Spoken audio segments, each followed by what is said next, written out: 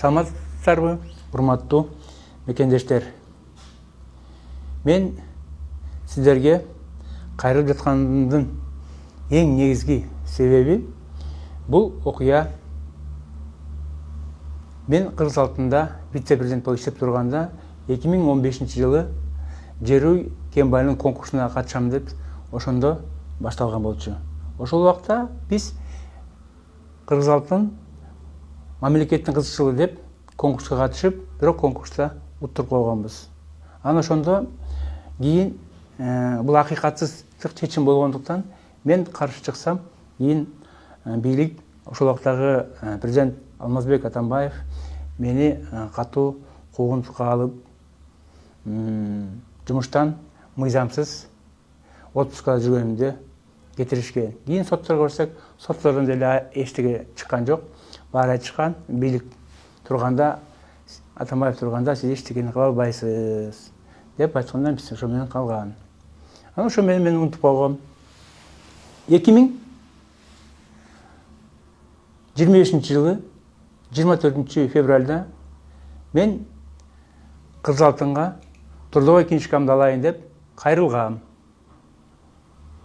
Анан эптеп алар мен трудовой книжкамды таап беришти.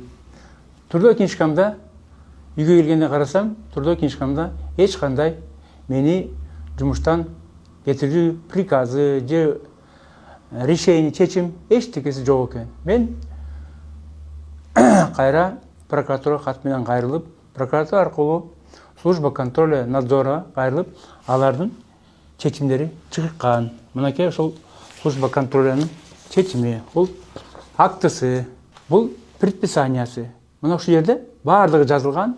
Кыргыз алтын күнөөлүү деп.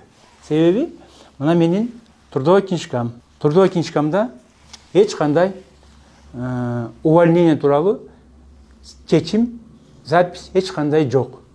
То есть мен ушул күнгө чейин Кыргыз алтында иштеп аткан экенмин да.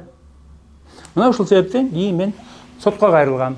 Бирок урматтуу президентибиз бүгүнкү күндө экономиканы оңдоп, канчалык жакшы иштерди кылып атат.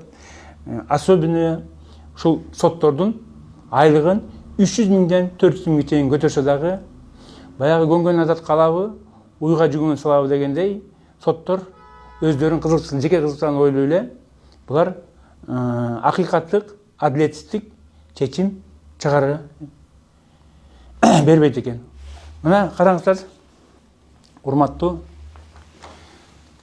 мекендештер. Мына жерде менин колум Абдрахманов Сагынбек деп четко жазылып турат. Колум дагы и фамилиям дагы.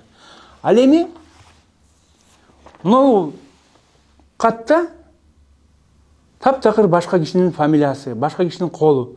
Мына ушулу мен сотко кайрылдым, ходатайство берип, подчеркивательский экспертизаны кылгыла депчи. Бирок сот эмнегедир отказ берип койду.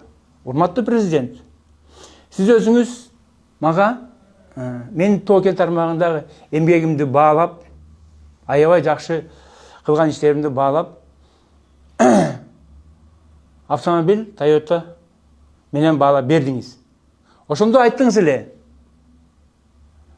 жардамчыларыңа сотту көзөмөлгө алга деп. Бирок соттор эч кандай бүгүнкү күндө туура, адилеттүү, акыйкатсыз чечим чыгарышкан жок. Айрым кеткендиктен мына бүгүн мен ушул массалык маалымат аркылуу коомго кайрылайын деп чечтим. Урматтуу Садыр Кожоевич, урматтуу Камчек Кыдыршаевич, ушул менин маселемди адилеттүү, акыйкаттуу чечип бересиңер дегенге мен силерге ишенем.